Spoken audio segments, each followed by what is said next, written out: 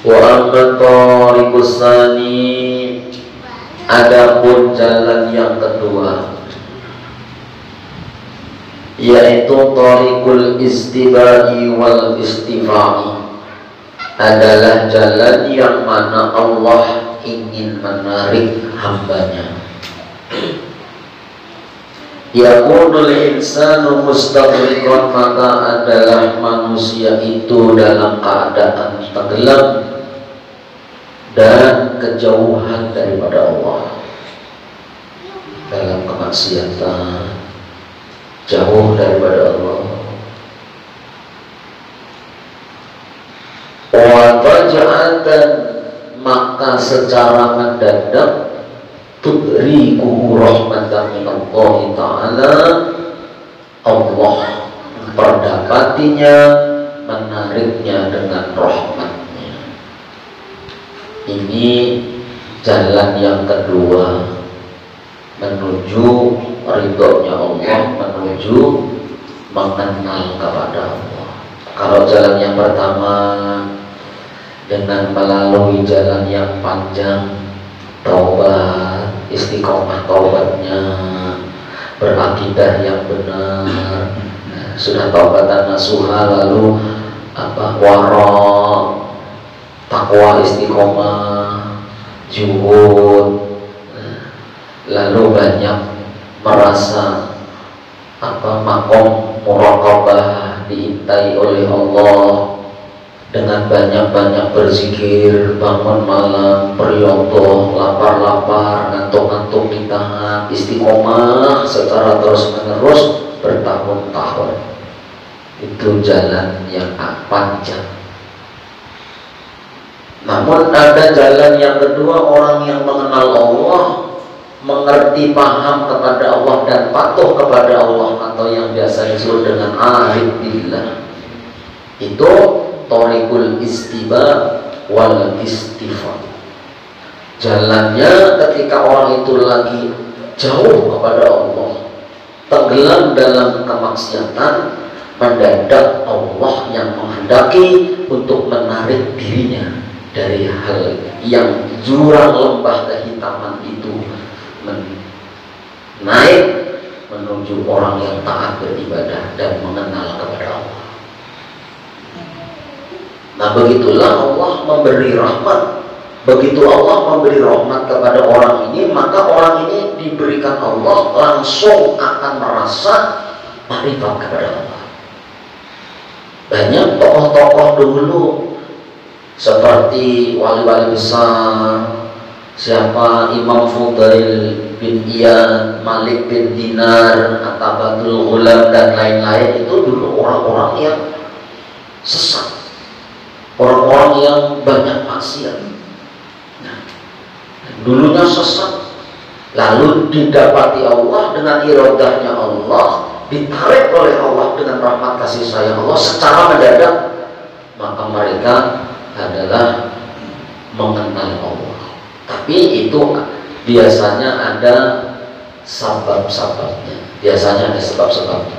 Nah, jadi ceritakan tentang Fudail bin Iyad itu dulu seorang perampok. Satu hari beliau itu kepingin masuk ke dalam rumah kekasihnya.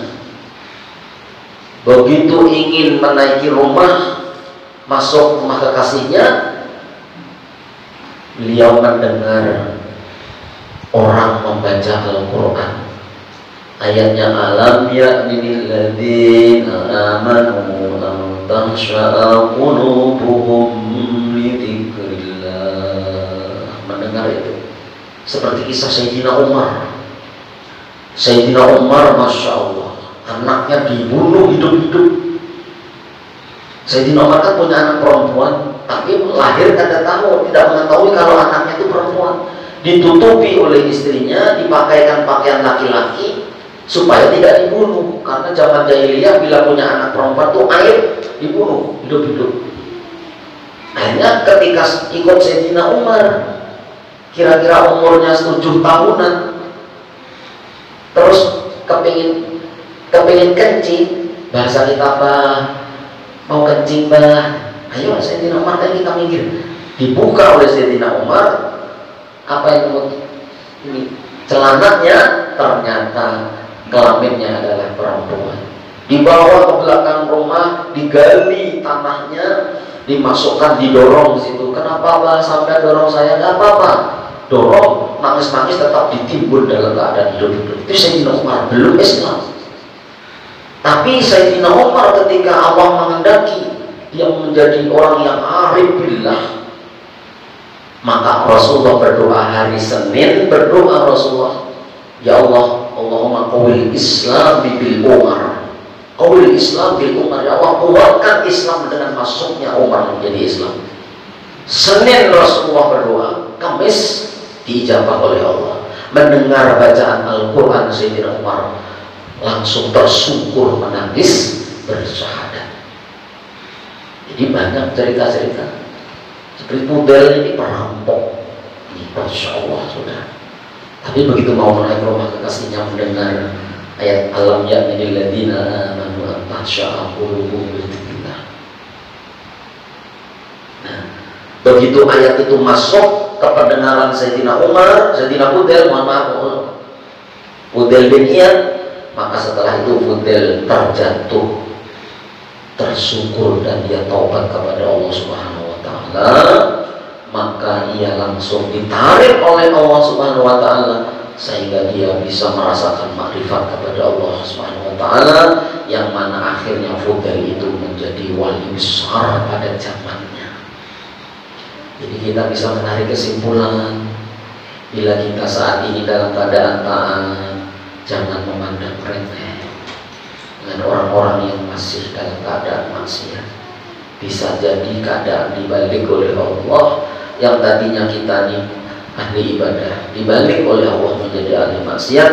Yang tadinya orang yang kita remehkan, yang kita pandang itu hina, dibalik oleh Allah, ditarik oleh Allah menjadi orang yang taat beribadah kepada Allah, akhirnya menjadi wali-walinya Allah. Nah itu jalan-jalan yang Allah menghendaki seseorang itu ditarik oleh Allah. Lisababi minal asbabi la ya'lamu illallah. Allah menarik orang-orang ini karena ada sebab yang terkadang sebab-sebab itu hanya diketahui oleh Allah. Nah, ada beberapa sebab yang dengan sebab tersebut ada kemungkinan dan ada harapan pada satu hari kita ditarik oleh Allah Subhanahu wa Ta'ala, sekalipun kita dalam keadaan bergelimang dalam dosa. Tapi ada sebab itu. Nah,